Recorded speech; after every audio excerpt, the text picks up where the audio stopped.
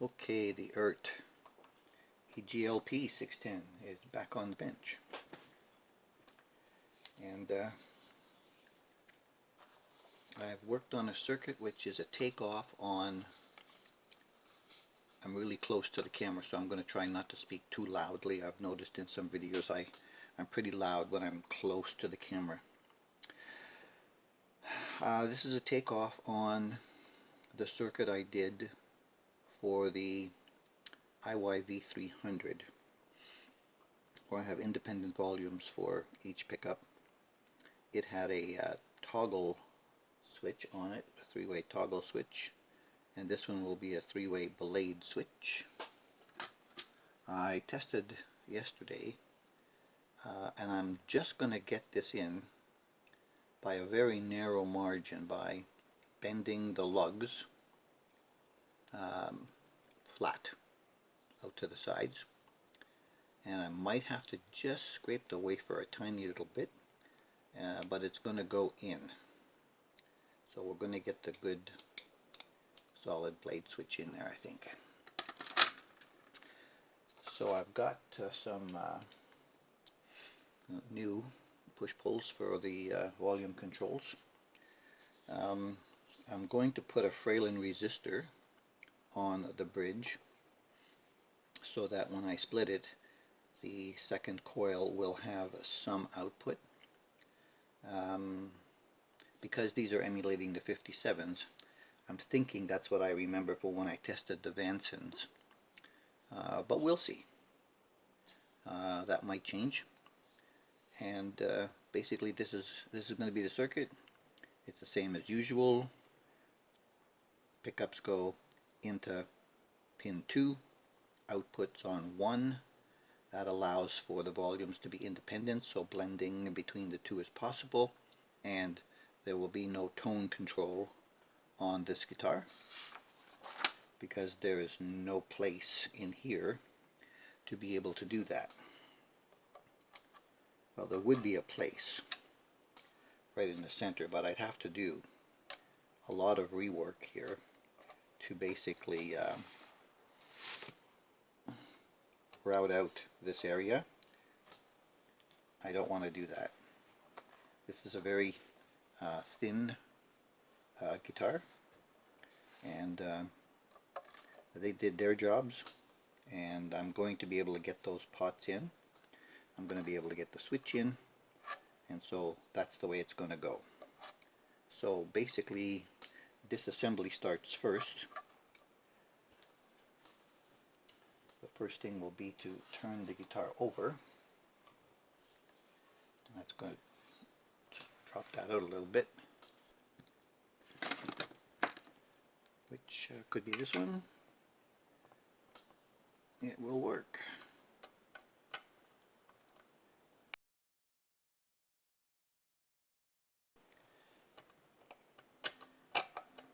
Push, push, push. Alrighty. That'll get this out here. And I just might need a little robot. Let's see how interconnected all this is.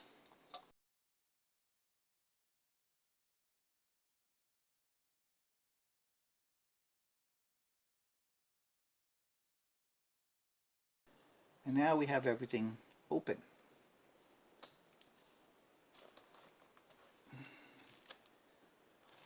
I usually don't like to solder on top of here without my cardboard, because I don't want solder getting into my pad, which would eventually maybe scratch one of my guitars if it doesn't come out. Okay, so these need to be prepared as per the circuit to be able to put the grounds in. Connect a pin 3 to ground from there to here, and also put a jumper in from the middle to ground, so that when we connect the red and the black wires that are in here, oh, they're actually red and white on this one. Okay, I'll correct that on my circuit. The red and white, the center taps, then we will be able to just wire them in and stick them in the hole and tighten them up, and then we just have to get our connection to the switch, which will be fitting in there. I will do this and be back. Alrighty then, the bridge and neck pots are wired up. This is provisioned to go in. I think I'm gonna make it, I just have to bend this down a bit, although that's not the problem, it's right up at the top. Luckily these two tabs are not used, so they can be bent down, and I just have to wire bridge and neck on that, and we're done. Well, what I'm going to do is when I put these wires which go to the blade switch, I'm going to get the grounds together with that one.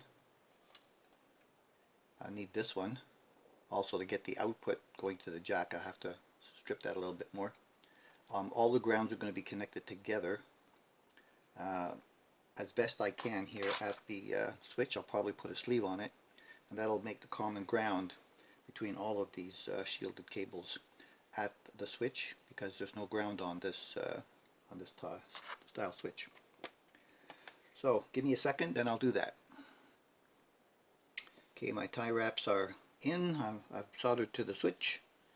I'm just putting a sleeve over all of these grounds. What I did with the grounds was twisted them all together from the 3 wires and just put some solder at the end here, so if I ever have to get that off, it won't be the entire length. I can probably just desolder that and pull them apart, and it'll be easier. Yeah. So we're just gonna melt this on, and don't melt your fingers to keep that from touching anything. I put a tie wrap here to make sure that the little ends of the grounds over there are not able to be pushed onto any of the hot contacts on the switch. So the plate will come down like this. We'll cut off these extra ends and pieces, all the extra length we don't need. This one in the middle is just kind of loose, just to hold the bundle down in place. And then over here the bridge is soldered to the back of this pot. And again, this is a loose tie wrap, it's not tight. It's just to create a loop to hold those wires in place. Gives them a little bit of flexibility. And if I move that wire just there, which is common to that anyway, this one comes over the top, which I was hoping it wasn't going to, because that's going to be a problem with the cover. So I'm just going to bend this one down a bit more, like that. Alright, let's see how that fits. Gonna do it. There's just a tiny little bit of friction there. Right about there, which I could actually just kind of like make a little bit of a shaving here to give that a little bit of extra space. But not going to worry about it too much. That should do it for the inside stuff. Hopefully that's all going to work before I do anything else. I'll have to go and test it. On the top side, we have a new bigger knob for this. And I am not a big fan of the way these knobs sit on there, because of the curvature down here. They don't install flat because they drill the hole this way and not with the curvature. So when the knobs go down, there's one side up and one side is down, so you've got to get it just up off the body so that when it turns around, it turns, you know, evenly. And that one too, it's got to be up.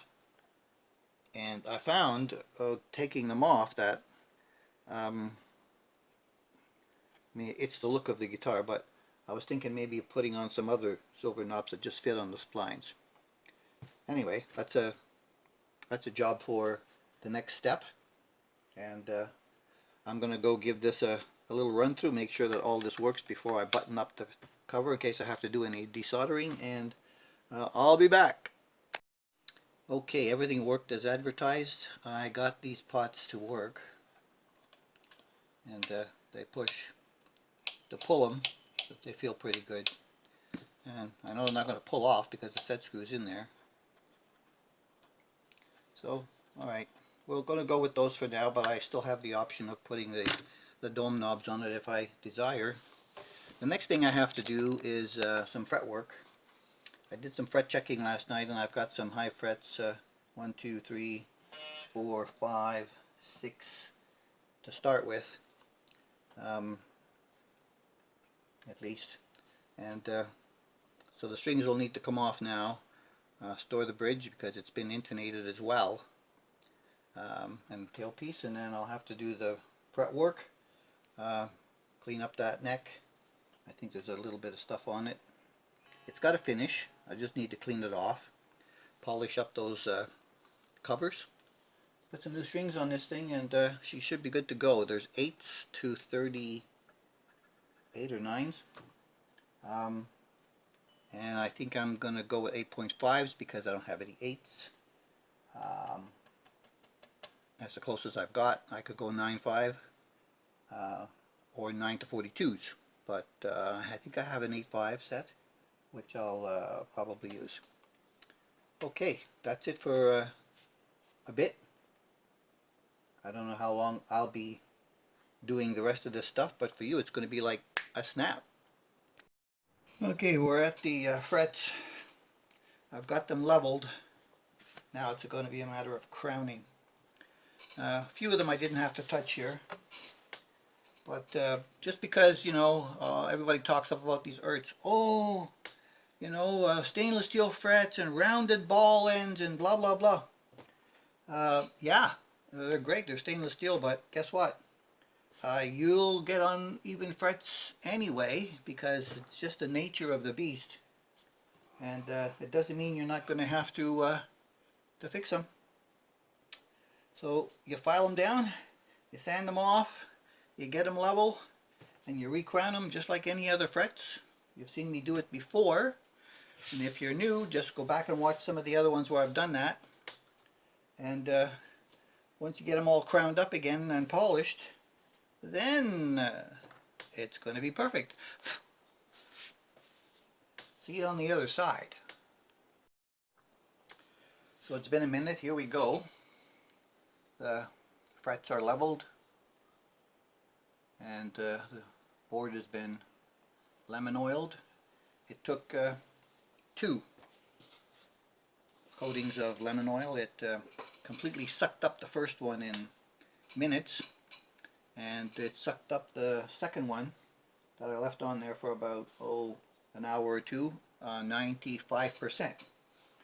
So it's now ready for the strings, and they're going to be EXL 130 plus, 8.5s to 39.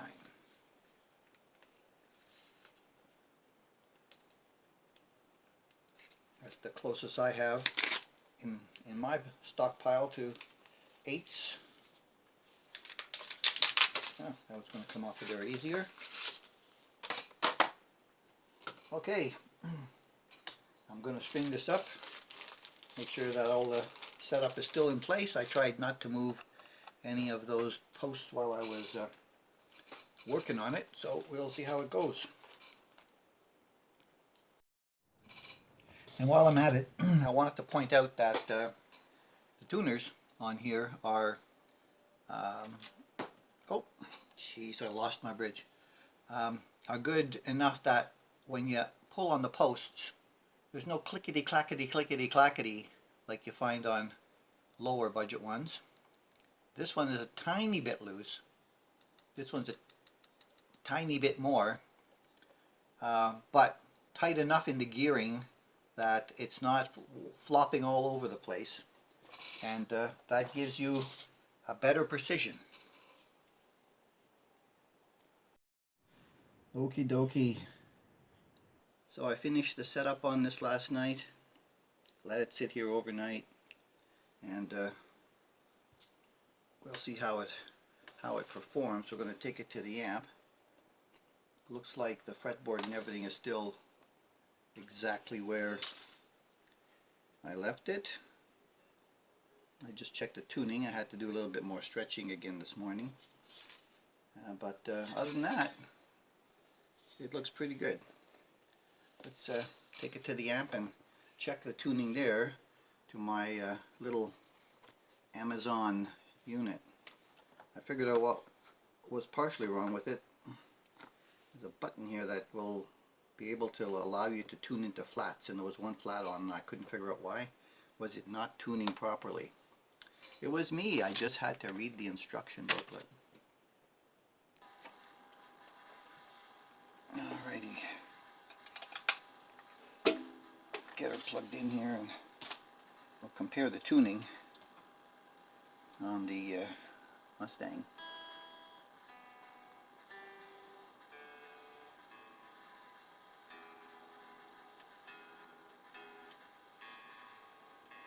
The A is slightly down. That's probably because I didn't pay attention to it. Oh, got one of those little tick things where it jumps past the tuning.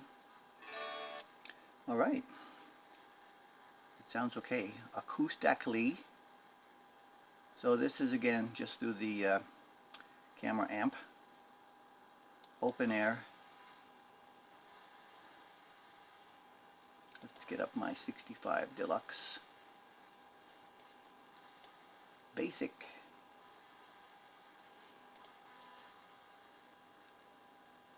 Everything's set as usual. 2.5 over there, master on the computer. So we're on the bridge here, which the new blade switches. That feels so good there. All right, full up.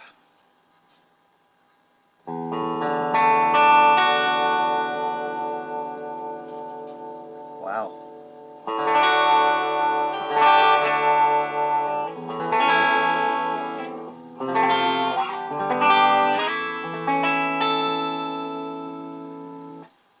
Wow.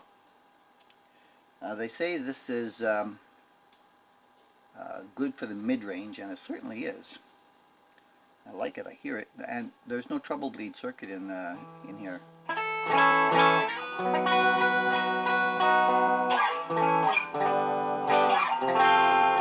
That's unsplit.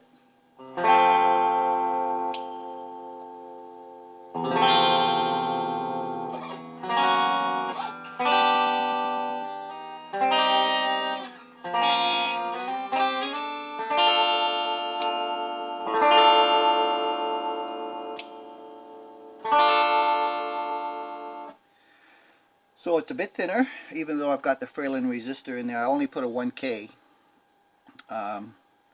to keep the second part of the coil on a little bit, not a lot. And there's no Fralin in this one, so we'll see that this one probably going to drop a little bit more.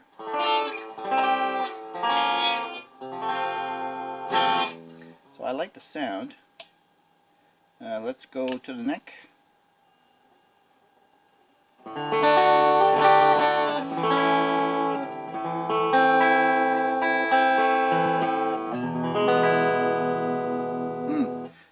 Warmish, mellow, but not muddy. This one is the Alnico 257 Plus, they call this one. This one is called the 83 something or other that they put in there.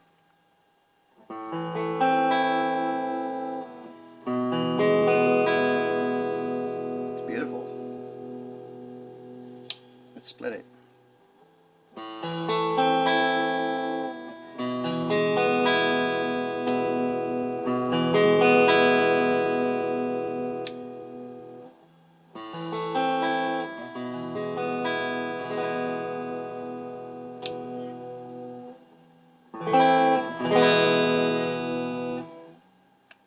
You know what? It's making me wonder if I put the Fralin resistor on the switch for the neck and not the bridge. I'm going to have to open the cover and check that out, because this neck is not really dropping a lot.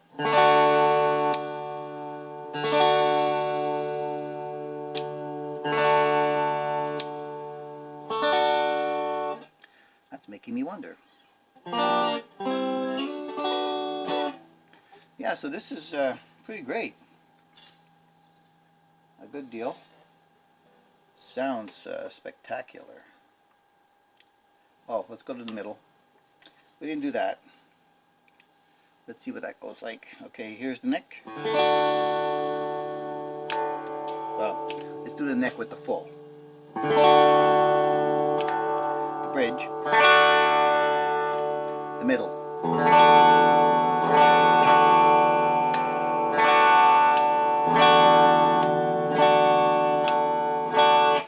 Sounds like it goes up in the middle, and usually they go down. And that's with no splits on it. That's just full everything. But in the middle, here's where you can do the blending, which I like. Let me see if I can do something about that. Alright. So this is full down now, in the middle. So there's no neck. And the bridge is full up. Right? So you get full bridge. So it's the same as having it in that position.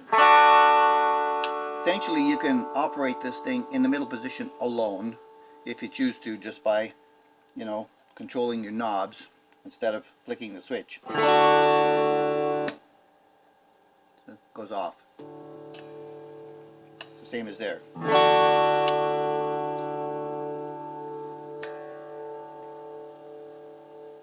So when I'm using the bridge, typically what I like to do is I like to get full bridge most of the time. Sometimes just a tad off, like that. And depending on the guitar, sometimes the treble is set pretty shrilly, and to get that to stop, the tone control will roll off your high frequencies and bring you more towards the bottom end. But here you can bring up. Here, should put it in the middle. You can bring up your neck.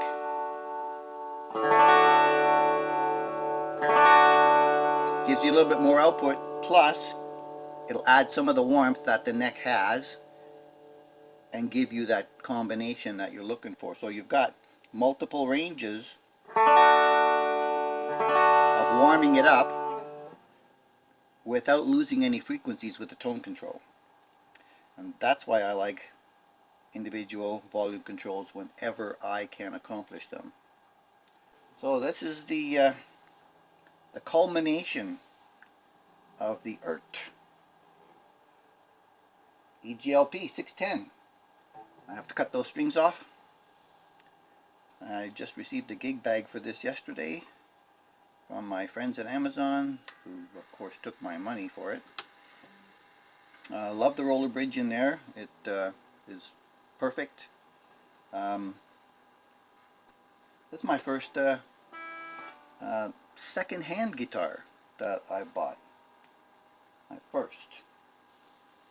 And it was pretty close to being new. Thanks for watching, guys. Catch you in the next one.